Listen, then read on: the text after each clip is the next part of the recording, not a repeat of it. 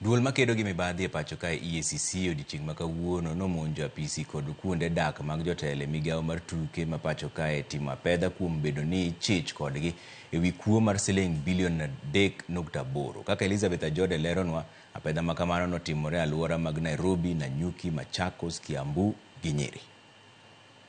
Apedha ma kamano ne geto jotelo 5 ma ichich go ewi kuo e apis migawo mar tuke.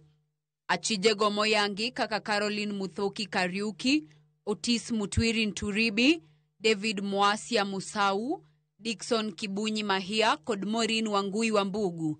Kanyakla wachore ni negiriure kuo mar omenda madirom bilion 3.8 e hik omenda 2020-2021 kod mano mar 2025-2026. E kinde mag apedhano, duol makedo kod mibadhi e pacho ka EACC ondhiyo achije 4 moter gi ndiko dhogi. Kanyaka sani David Mwasia Musau ema pok ondiko dhoge.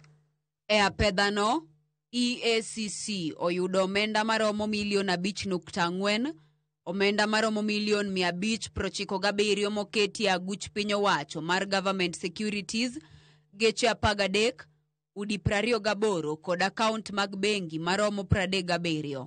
Udi gi mabende gedo mag gipod dhi nyime nenore ni ondike nying jago miluongo ni OMN.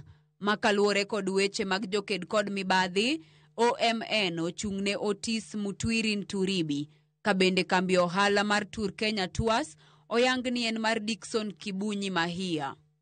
Achijego ne otere apis duol makedo kod mibadhi e pachoka, kama ne odae dhogi kabende apedha gi nonro to pod dhi nyime. Elizabeth Ajode, Ramogi TV.